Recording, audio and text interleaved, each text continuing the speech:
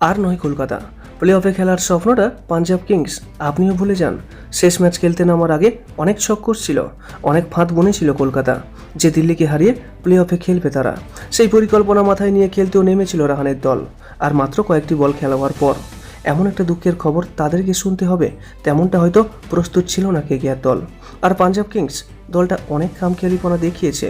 যে দলটা প্রথম 7 ম্যাচে প্রথম স্থানটা ধরে রেখেছিল, সেই দলটা হঠাৎ করে খেলার ছন্দ ভুলে গেল। পরপর 6 ম্যাচে হেরে বসলো এবং লাস্ট একটি ম্যাচ জিতে প্লে অফে খেলার স্বপ্নটা দেখতে শুরু করেছিল। কিন্তু রাজস্থান রয়্যালস তাদের শেষ ম্যাচটি জিতে প্লে অফের জায়গা পাকা করে নিয়েছে।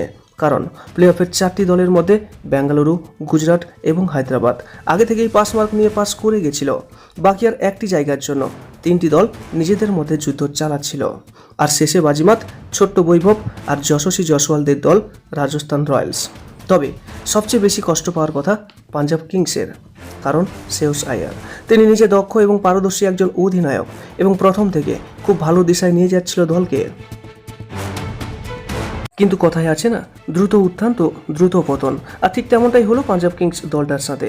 তবে কলকাতার কথা বলতে গেলে এই দলটা অনেক নিচে ছিল।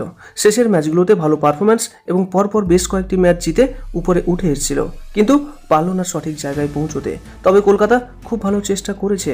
আর ফাইনালে আপনি কাকে চ্যাম্পিয়ন দেখতে চান, অবশ্যই আপনার একটি মূল্যবান মন্তব্য জানাতে ভুলবেন না। এবং ভিডিওটি ভালো লাগলে একটা লাইক করবেন এবং নিয়মিত এমন আপডেট পেতে আমাদের এই চ্যানেলটিকে অবশ্যই সাবস্ক্রাইব করে রাখবেন। সর্বদা সুস্থ থাকবেন, ভালো থাকবেন, নমস্কার।